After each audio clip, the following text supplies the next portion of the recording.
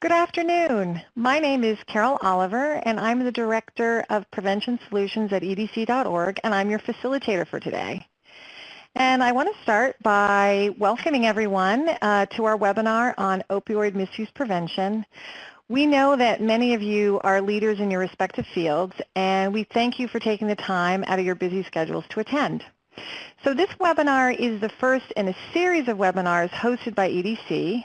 For those of you who are unfamiliar with EDC, we are a global nonprofit. In fact, we have programs in over 80 countries, and we focus on developing and implementing programs to improve education, promote health and wellness, and to expand economic opportunities.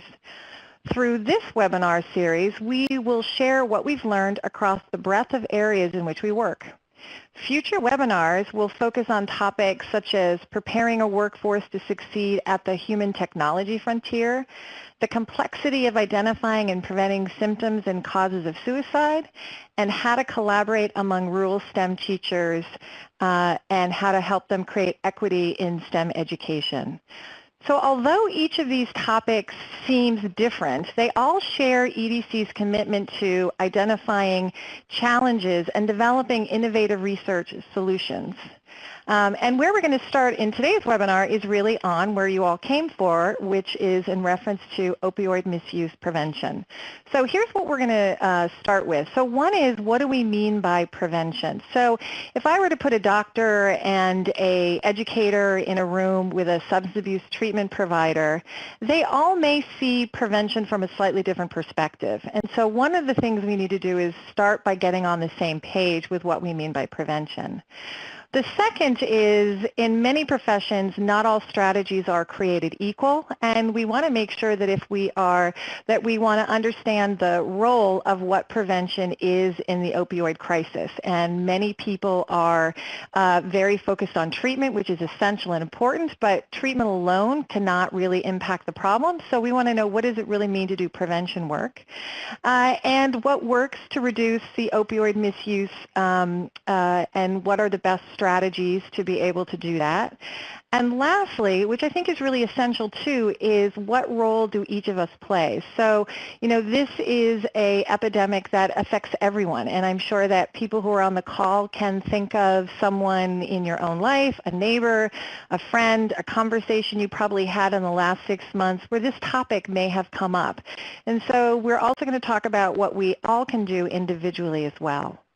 So we have with us two really great speakers, two of my colleagues from Education Development Center. And first I want to introduce you to Gisela Rotz.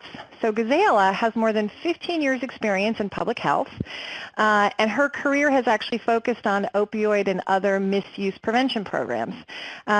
She is an expert in social marketing campaigns, managing award-winning training programs, and she has provided for the last 10 years training and technical assistance to state agencies and coalitions on developing cross-sector partnerships. So Gisela, do you want to say hi? Yes, thank you so much, Carol. Yes, thanks so much. Excellent. So my other colleague, esteemed colleague, Shai Fuchsman. Shai is a senior research scientist, and he's a project director at EDC. He currently co-leads an EDC opioid response work group, which is a multidisciplinary team, and its aim is to support families and communities facing the challenges of opioids. Dr. Fuchsman also serves as a senior training and technical assistant associate at SAMHSA's Center for the Application of Prevention Technologies, or as we fondly call the CAPT, and he supports also the work of states and communities to prevent opioid misuse and overdose. So Shai, you want to say hello? Hi everyone, great to be here. Excellent. So without further ado, I am going to pass this on to Shai. Great, thank you, Carol. So as Carol said, this concept of prevention is one that is understood very differently by different fields. And so we wanted to begin today by telling you, providing the public health approach, which is the approach that we use at EDC in our opioid prevention work. And to do that, let me just allow me to give you a very brief history of the field. So first of all, how many of you remember the Just Say No campaign? If we were live, I would, or in person, I would say raise your hand, but obviously I can't see you. But just think about that. The Just Say No campaign that the former First Lady, the late First Lady, Nancy Reagan, initiated and ran. And what about the DARE program? I'm sure many of you remember the DARE program where you had law enforcement officials going into classrooms to talk to children about substances. So these two campaigns or initiatives are among the first and the most widely known initiatives that were put in place in the 80s to prevent substance use. And many people really liked these types of interventions because they had the right message. They had, the kids were excited to see police officers in their classroom. The parents liked it because, it was a way for the schools and or for others to send the right message. The people who didn't like it or who kind of ruined the party were researchers.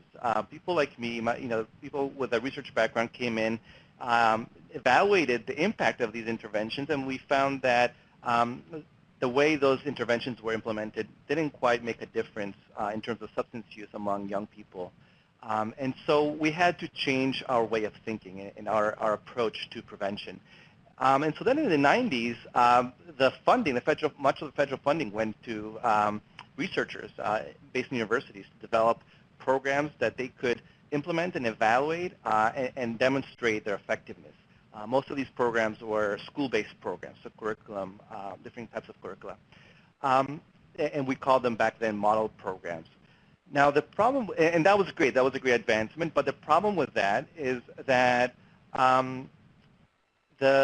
they didn't always fit into the needs of each and every community across the country for different reasons, whether because of the culture was different or because the problem they were trying to address was different, the geographic location, the differences in geographic locations, just all these different variables meant that you couldn't just develop a program in one specific place, show that it worked, and then replicate it everywhere else and expect to see the same positive results. So for example, many of these programs were developed in middle-class suburban communities and focused on underage drinking. Well, the problem might look very differently in a different kind of setting, and so we needed to really allow each community to develop their own strategies based on their needs and their culture. And so then we moved to this public health approach where we still wanted people to think about data, to think about research, to make sure that we're using everything that is known about prevention and about human behavior and young people's development, but to use that in order to develop locally grown programs.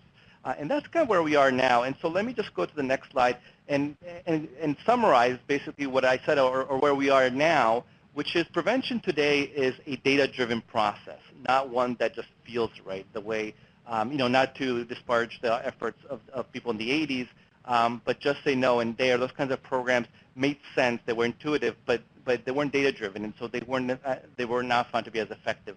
They're also guided by public health planning processes, so it's kind of what I was talking about before, using data to identify what are the risk factors, what are the drivers of the substance use in our particular community, and how do we translate that into specific strategies that are based on what we know from research, and how do we implement them and evaluate them to make sure that they're actually accomplishing what it is, what are the outcomes we want. And the third point is that prevention is a population-level change, and we'll talk more about it later in the webinar. But basically, if you think about the medical field or substance use treatment, the idea is really to, the clinician works directly with an individual. It's an individual level change. Prevention, as is defined by the public health model, is really more about population change. What are the issues within a particular community, an overall community, that are leading to a substance use problem, and how can we change these macro level challenges? So that's where we are now. That's what we mean when we talk about prevention. And what we also know about this kind of approach to prevention, we know that it works. If you look at this graph, this is just one example, specifically binge drinking data, percent of youth who report binge drinking data since the 1990s, the early 1990s. And you can see there's a clear pattern of decreasing in this particular behavior. So we've actually figured out how to reduce the number or the percent of students who are reporting to engage in binge drinking. If I were to put up a different graph showing tobacco use, we would see similar patterns. So with tobacco, with underage drinking, with some of these early challenges that we began to focus on, we've managed to see significant change in a positive way, in a decreasing substance use. And so what does that mean? What exactly is it that works? Or what did we find? What did we learn? And what we really learned is that what we need is these comprehensive approaches. And so what do we mean by a comprehensive approach? So we have this concept in prevention, in substance abuse prevention, called the continuum of care. The idea of continuum of care is that there's all kinds of different ways and all kinds of different points to intervene in the journey that people engage in with substances. So before they begin, while they're experimenting, and then also what can we do when people are already engaged with substances in a very risky way, whether it's risky, high level of substance use or addiction. And so to illustrate this point, I'm going to use a metaphor that we like to use in public health, which is the metaphor of a river. So imagine a river that is flowing from the top of a mountain all the way down into an ocean. And now imagine yourself living in a village at the very bottom of that river, right in the mouth where it goes into the ocean. And imagine that while you're living in this village, you are consistently encountering people who are being dragged by the river down to where you live and drowning because it's so deep and the waters are so powerful that people are drowning. So what would you do?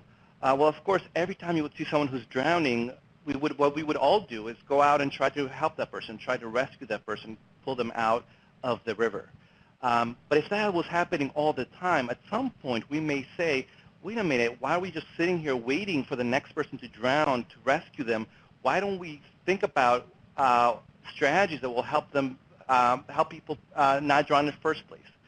And so in this metaphor of a river, there's different ways we can intervene, different ways we can prevent people from drowning. The first one is what we call universal prevention, which is the general public. So for example, in this metaphor, we might put a huge sign that says, beware, dangerous waters, please do not swim. So basically, anyone who comes across this sign would see it, and we'd be raising awareness for anyone who comes anywhere near this river. So that's one way we can do prevention, and of course, this applies to substance use as well. The other one is being a little bit more targeted to those who are demonstrating a higher degree of risk of drowning. So for example, people who live right next to the river, right at the bank of the river, who are always, think about children playing in a playground right next to the river. They're a much higher risk because they're right there. So any moment, any one of them can fall into the river. So a prevention strategy might be building a fence by the river. That's specifically targeting those who are at higher risk. The third one is people who already engaged in risky behavior. So think about people who are already swimming. The water still isn't carrying them out, but they're already engaging in this risky behavior because any moment now the stream will become stronger. So those people we may want to warn them or help them get out of the river before it's too late, before they get to dangerous levels. So that's more targeted kind of prevention for people who are already experimenting the problem. And then, of course, there's treatment, and that's for people who already are drowning, helping them out of the river. And lastly, recovery. Those who we've already treated, who are already out of the river, have to make sure that they lead a positive, healthy life. And so obviously this can translate to prevention. We want to substance use prevention. We want to think about it from a universal perspective. How can we raise awareness? We want to think about how to prevent substance use among those at higher risk, so a more targeted approach. We want to be working with kids or young people who are experimenting with substances to make sure that they're not they're not being led to a path of addiction or of overdose. And then, of course, we want to make sure there's treatment and recovery. And given, especially with the opioid epidemic, with what it is today, with how large of a problem it is, we really do not have the luxury to pick and choose where to intervene. What we really need is a comprehensive approach that looks that really focuses on all these levels of intervention. And so to help translate these concepts of prevention to the opioid crisis, I'll turn things over to my colleague Gisela. Fabulous. Thank you so much, Shai, for breaking that down for us. And I hope that the image of the river really resonates with you all. And we'll be kind of referring back to that now and again through the rest of today's webinar. So let's take a step back and think about what this means, which I was just talking about, what it means for prevention in the current situation, which, as you can imagine, is really multifaceted. And to kind of add an additional dimension to this, we want to make sure we think about, kind of prevention in the context of treatment. And what I really love about this quote is that it really provides such a great context for our current situation, right? We have an obligation to not just be pulling those who are currently swimming in the water or maybe are on the verge of drowning out and helping to save lives, but we also have an obligation to be thinking about how we can help prevent people from falling in the first place. But how does that work? Well, for starters, we really need to think about the many contexts that influence a person's behaviors. So to make all of this a little bit more three-dimensional, we've got the river and we think about the populations.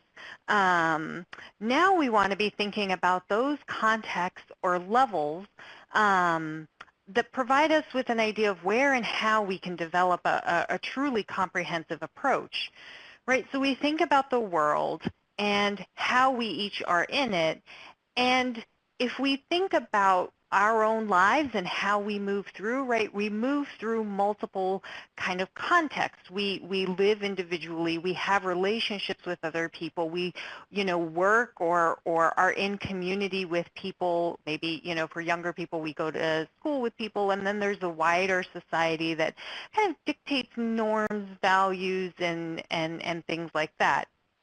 So when an added component to thinking about how do we do substance misuse prevention is that we should be thinking about each of these levels, right? So our individual traits that influence how we make decisions and what influences us and our behaviors from our relationships, so our family, our friends, our peers, to the places we spend our time, again, those communities, our schools, our workplaces. And more largely, again, those norms and values of our wider world, which include things like media. And in order to make really effective change, so really to do effective prevention, we need to be thinking about how we influence behavior in each of those. So individual strategies like treatment for mental health disorders, on the relationship level, helping parents understand how they can set boundaries and expectations around substance misuse for their children or substance use for their children, and how we can help them understand how they can communicate that effectively. Set in the community level, thinking about setting school policies around substance use and thinking about on the societal level, how can we limit access to substances to be used in an inappropriate way? And I kind of want to lay this groundwork here because I think what I hope you end up walking away with at the end of today is that because prevention operates in all of these different levels, we each, regardless of what we do or what our role is, have a role to play in prevention, right? We each have something to contribute to helping substance misuse prevention more widely.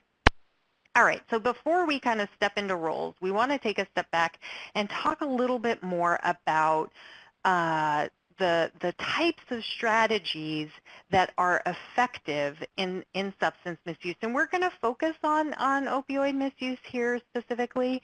And if we think back to Shai's River, right, we're going to kind of start there in that mid-river area.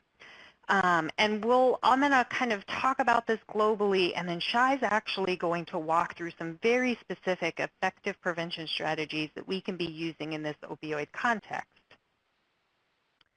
So first, we want to be thinking about how we can reduce overdoses. And specifically, we also want to be thinking about how we can reduce fatal overdoses. Right? These might be traditionally thought of as harm reduction strategies, but they are also prevention strategies. Right? They're strategies focused on preventing death, which is incredibly important in our current climate.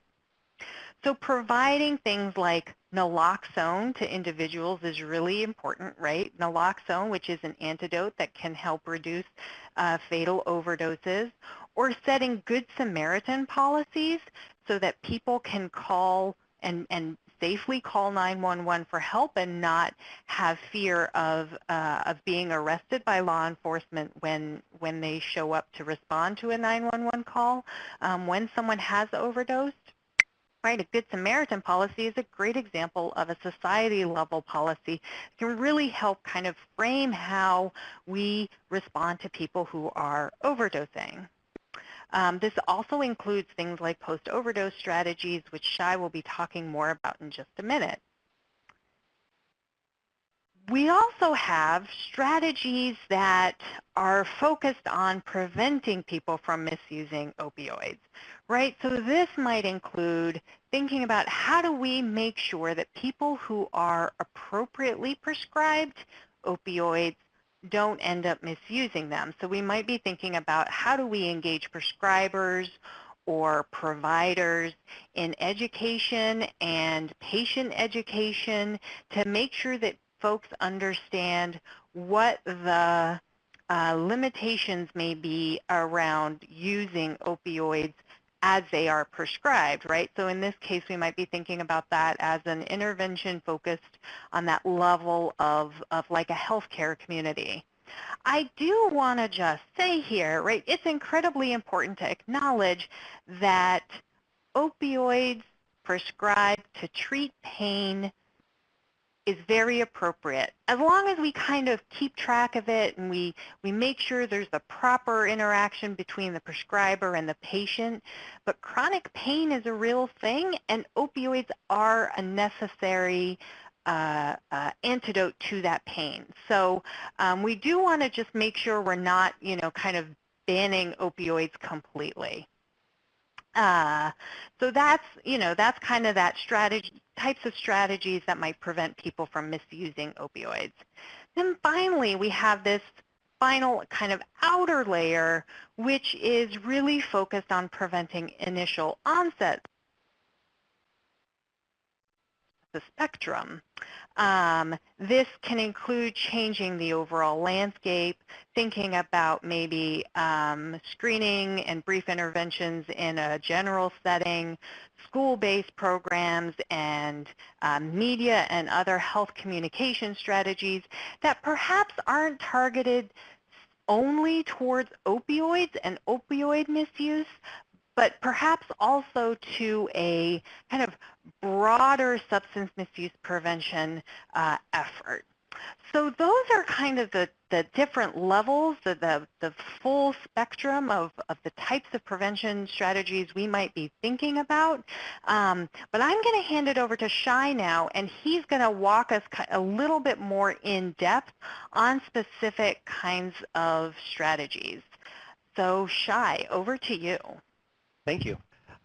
So just before I get into the strategies, again, I just want to remind you of what we've been talking all along, which is this idea of comprehensive approaches. So I'll give you a few examples, but it's not necessarily like a menu where you get to pick which strategies, but rather think about these as all different components, all different pieces of a puzzle, the prevention puzzle.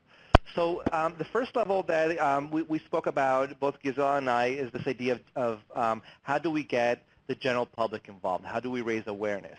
And one of the most effective strategies based on the evidence is the social media, social marketing campaigns. So for example, EDC, specifically my colleague Gisela, worked with one of our partners in Virginia to develop a campaign that raised awareness about about the issue of overdose, to make sure that that the general population is thinking about this as a big problem in our state, and that we need to take action. We each need to take a role, and that the image on your slide, the black and white one, the top left one, that was one of the pieces of that marketing campaign. Another example is from Utah. Now, the state of Utah, what they did is they focused specifically on a campaign to address the issue of prescription opioids. What they wanted to do was to increase the extent to which people who are getting prescription opioids are using their prescription as directed by their doctor, but also to prevent them from sharing the prescriptions or preventing diversion by making sure that they're safely storing and disposing of their prescription opioids. And that's that image that you see with the guy falling off the bike. Now, these marketing campaigns can be very efficient if they are done correctly based on what research has shown to be some of the important elements. And three of them in particular are they have to be part of a comprehensive approach, that you have to have this be part of something else. A campaign alone is not going to change people's behaviors. We know that. But if you're raising awareness and you're sending the right message, that will work. And in terms of the right message, what we mean by that is the marketing campaign has to lead people to some sort of specific action. What is it that you want people to do? Simply raising awareness alone might not be enough. Do you want people to think about their prescription opioids? Do you want them to think about how they can keep them safe? Do you want to make sure that people are aware of naloxone, for example? One of the types of campaigns that you see a lot of these days is encouraging people in the community, throughout the community, to get trained and get access to naloxone, because you never know who in your community might overdose or what situation you may need it. So what exactly is it that you want people to do? Do you want them to learn more, get more knowledge, take a specific action step? And third, and this is true in any kind of campaign, you want to make sure that you're using the right message and the right channels and reaching the right population. So, for example, if you're focusing on people who get prescription opioids, having ads in the pharmacy or health clinics, where they're most likely to either get the actual prescription from their doctor, the script, or the actual medication, that's a great place to target them. So that's one example. Oh, and before I move on, I'll just share with you the results of the evaluation, as you see on your on the slide. And this specifically is the evaluation of the Utah campaign that showed that, in fact, 52% of people who were surveyed and were exposed to the campaign reported, 52% of the population reported seeing the campaign. So, that's a significant percent. So, that shows that they got the right people. In addition to that, 51% of people who saw the campaign were less likely to use a prescription that wasn't prescribed to them from someone else. And that was obviously one of the messages of the campaign. So then in terms of, we talked about targeting people who are early signs of risk. And so we know that people who use prescription opioids are more likely to develop either dependence or addiction or to overdose.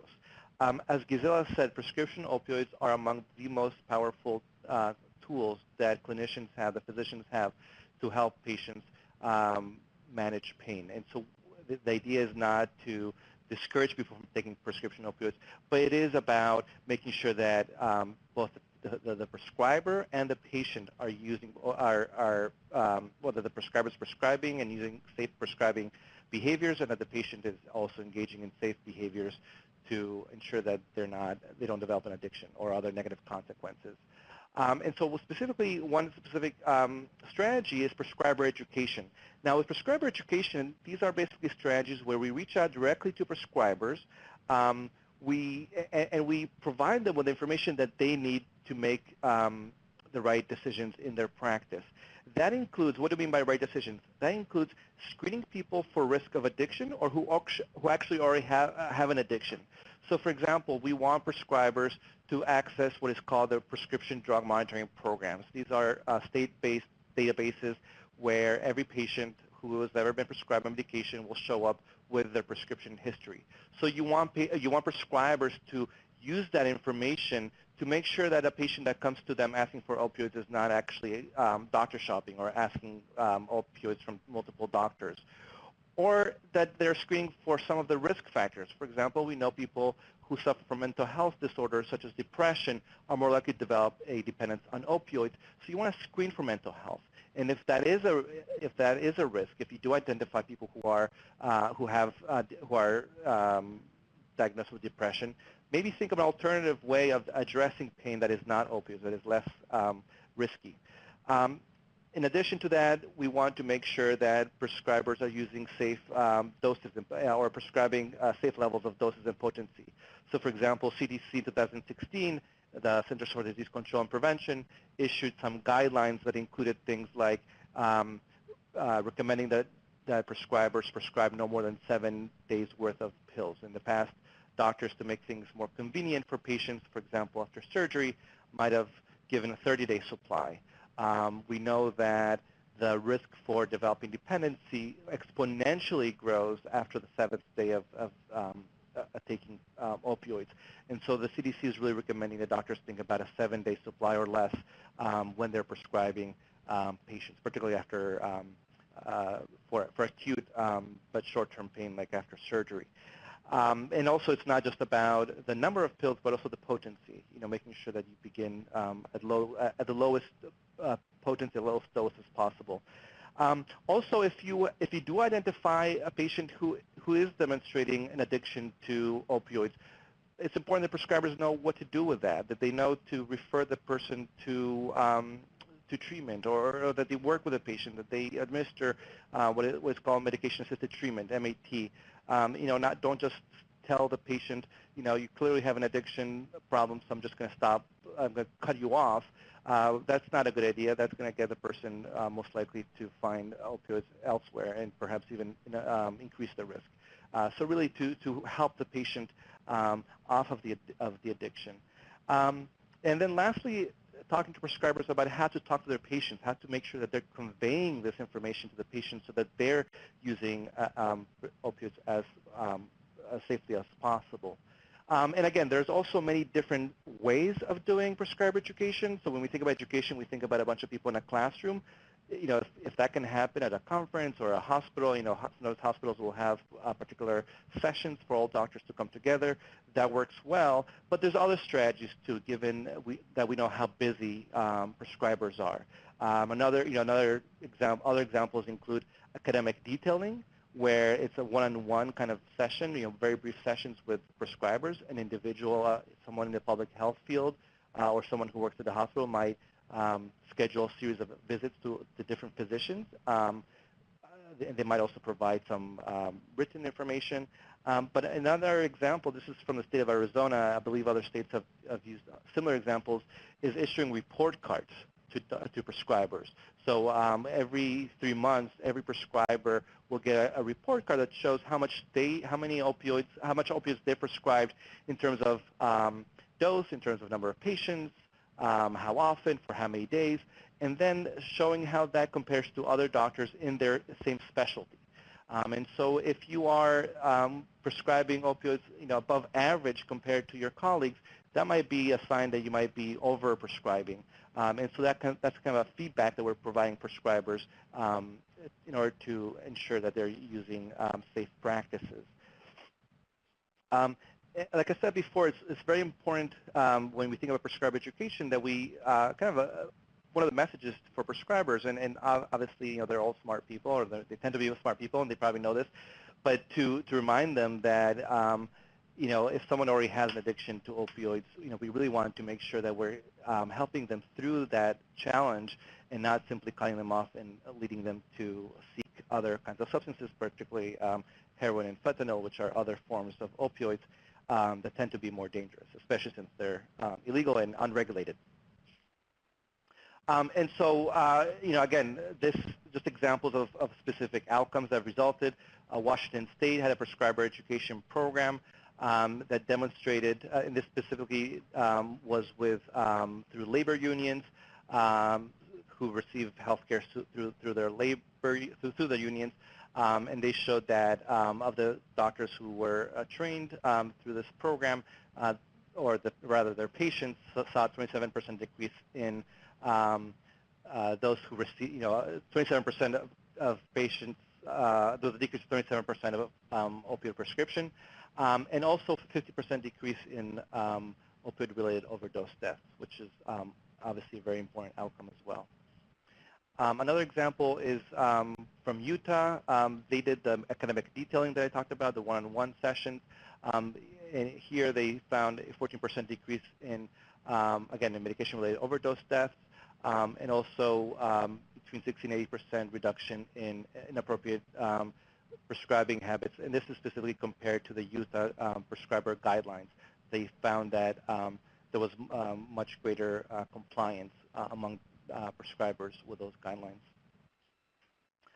And then the last strategy that I'll mention has to do with the next level, which is how do you work Shai? before? Yeah? Hi, this is Carol. Sorry to butt in for a second, but we have a question I wanted to make sure before you moved on to post-overdose, which was around who monitors the database for the PDMPs? So that's a great question. First of all PDMPs are at state level. And I believe now every single one of the 50 states has a PDMP. This was a long process over the past decade or so. It began with just a few states, and now more and more of them have it. Every state handles their PDMP differently. Which state? Usually it's a state agency. It's funded by the state government, by the executive branch, and it's housed in a different agency. So I know, for example, we've worked with the state of Connecticut on their PDMP, which lived in the Department of Consumer Protection. In other cases, it might be the Public Health Agency or some sort of or law enforcement agency. So it's done very differently in each state. If you're interested to learn more about the PDMPs, well, first of all, you can contact us at EDC. We have multiple products and resources around PDMPs, but it's also, you really want to look at your specific state because how, where it's housed, who has access to it. Sometimes it's just law enforcement who can use it, or at least at the beginning it was mostly for law enforcement. Sometimes it's restricted to, other groups are allowed access. It really differs from state to state. Great. And I'm just going to, before you go on, there was one additional question that had to do with the classification of Xanax and whether it was considered an opiate. And so I was just going to quickly, since we're on the prescriber education, say that it's classified as a benzodiazepine, and it acts on the brain and nervous system. And so the connection between the benzodiazepine and the opiates is that when mixed together, they can result in overdose. And so that's one of the things that you find with older adults who have been prescribed things like Xanax for long periods of time, and they can mix with the opiates they're prescribed. So I just wanted to make sure we got that question in since we were on prescriber education. So I'm going to turn it back over to you, Shai. Sure, and the one other comment I will mention with Xanax and other kinds of benzodiazepines or sedatives is that the PDMP is another great way for the doctor to see if a patient is already receiving a different kind of medication, a non-opioid, such as a benzodiazepine, but one that can interact with an opioid to increase the risk of overdose. That's something the doctor can, or a prescriber can note in the PDMP record for that patient, and then make the patient aware of the danger of mixing those two medications. Moving on to the last strategy, which is specifically working with people who already have an addiction. And specifically, this is about preventing overdoses and overdose deaths. One of the things that we know about opioid overdoses is that the moment an individual has a non-fatal overdose, they are 2 to 4 times more likely to have a repeated overdose. And usually, many times, they have multiple overdoses within the next month, week, and sometimes even within the same day. And so if we know that at the moment someone is successfully revived or successfully brought out of the overdose, they're at higher risk for the next overdose. In the field of prevention, we take the position that we should be intervening right then to prevent that next overdose. And this is exactly what these post-overdose outreach efforts are about. And by the way, this relates to a comment that I saw someone else post, I think the person's name was Nathaniel, about how to prevent relapses. Obviously, this is all related to that as well. So these strategies can really help prevent overdoses and relapses. And the idea here of these kinds of strategies is that we want to make sure the moment the person is out of the overdose, that we are thinking about how to connect with them, how to build a relationship with them, how to find out what it is that they need right then and there or over the next couple of weeks and months so that we can help them move towards the most positive outcomes possible. In some cases, that outcome might be treatment, going to a treatment facility. In other cases, a person might not be ready for treatment right away. In fact, sometimes people need time to get to a point where they feel like treatment is the right step for them. And so in those cases, the post-overdose strategy is not so much necessarily to push people into treatment right away, but it's to think about how to make sure that they're not overdosing, or if they have, or how to make sure that they're prepared for that. Them and the people around them are prepared for an overdose with naloxone, so that if they do have a repeat overdose, it's not a fatal one. And those programs can be based out of emergency department in hospitals, because obviously that's one place where people end up after an overdose. And so sometimes you have a recovery coach or someone else on staff that will begin a connection with a patient after they're, right before they're about to leave the hospital. It's important to note that coming out of an overdose is a very painful experience. Not only is it traumatic, but also people are physically feeling sick, feeling ill. And so the first thing most people want to do after an overdose is leave the hospital. They don't want to stay around. They don't want to chat. And so the recovery coach really needs to know how to engage in a very brief conversation to figure out what it is that I can do for you now, or a few days from now, or a couple of months from now, and at least to have that initial connection. And in other cases, the emergency department might not work as a place to intervene, in which case there are community outreach programs. So for example, there are programs where law enforcement will partner with social workers, since law enforcement has the 911 dispatch data and they know where overdoses were reported. And what they will do with that data is they'll wait a few days and then go knock on someone's door. This is the we call it knock and talk approach. You go with a social worker, you knock on the door, and you just find out what's going on and how can we be helpful. And that includes things like making sure the family or the individual has naloxone and is trained to, and people are trained to administer naloxone. Talking to them about, are there other issues that might be related to their addiction, for example, mental health or homelessness or unemployment. What are the services that they need that will improve their life standards? It also includes things like working with a family and supporting the family. I understand, that it's a very difficult time for the family members too. And so, what is the family member needs? It's those kinds of support processes that can be provided over a period of time. And while these interventions tend to be fairly innovative, there's already work being done to evaluate them, and initial data shows that they're effective as well. And so, a couple of examples from California: 33% of overdose survivors who were involved in these kinds of interventions visit a treatment facility after 24 hours after an overdose. In this case, going to a treatment provider was the outcome.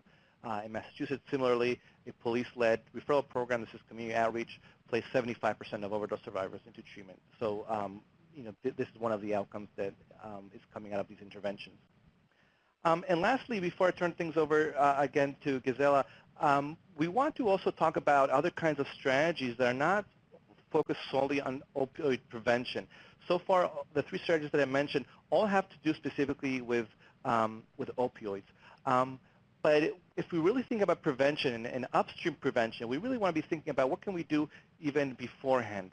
And so thinking about opioid prevention as being part of a larger substance misuse prevention effort, we know that young people who begin using alcohol and marijuana early on are more likely to use opioids later on. We also know that children who experience other kinds of adverse experiences, such as trauma, are also more likely to use opioid later on. So we can start early, and this is especially true for people in the audience who are in the education field or other fields that support children and young people. You might not be thinking about specifically how to prevent children from using opioids because that's not the issue at hand. but you do want to be thinking about some of these other risk and protective factors that might impact opioid use later on. So things like reducing the impact of child trauma, creating strong family bonds is a positive protective factor, increasing resiliency, and building a sense of belonging in the community, in the school, et cetera. So we want to be thinking about the whole spectrum, including that upstream prevention. With that, I'm going to turn it over to Giselle, who's going to talk about what the role that we can all play in this process. Great. Thank you so much, Shai. And before I jump in knee-deep here, we got a question about evidence of middle grade effectiveness of prevention in the middle grades. And there's some great resources on that, actually, that show that in the middle grades, it's really about addressing study habits and academic support, communication, supporting peer relationships, reinforcing anti-drug attitudes, and those kinds of strategies. And if you're interested in more information about that, please do feel free to reach out to us. We're happy to follow up with that. And I think that that's a great kind of lead into this question about what role do each of us play in prevention, because I do think it is really important that we kind of see this as something that we should all be addressing. And again, like thinking back to, we talked about those levels of prevention and the idea of the continuum of care. And if we kind of think about our roles within that context, I think it becomes clear that no matter what we are, who we are, where we sit, we have a role to play. So we'll start with kind of thinking about the most direct folks who may have a role in stemming the opioid crisis. And I think one of the things you probably heard from Shai's comments was kind of the role of all of the players that you see on your screen, right? Media, courts, law enforcement, government, mental health, right? We kind of see that in order to collaborate and address opioid misuse and prevent future opioid overdose, kind of thinking about collaboration in this context is really important. And if you're interested in some more tools around how to effectively collaborate with these other sectors, these other partners, we have a link at the end of our slides today that you'll see on something called the Collaboration Toolkit, which can also help guide you through a process of how to kind of set those partnerships up and think about how you can kind of interact with folks in that way. But we also want to be thinking about specific kinds of roles depending on who we are and in what place we live. So you have on your screen now if you're a legislator, and I just first like to point out that even if you're not a legislator, I do hope that we are all voters, right? Which means that if we're voters and we're actively engaged in our communities, it means that we can help engage with legislators at all levels of government, right? Local, state, federal, to make sure they are able to do the things that are on our screen, right? So many communities have prevention coalitions, and thinking about how to link our legislators with those prevention coalitions who have the data on, the specific prevention priorities in those communities, and see what those needs are, what those strategies are, what's most effective, what's been done with specific populations. Those prevention coalitions can really help our legislators firm up and get more support for them. Of course, legislators can also pass an awful lot of legislation and policy that can help advocate and promote prevention.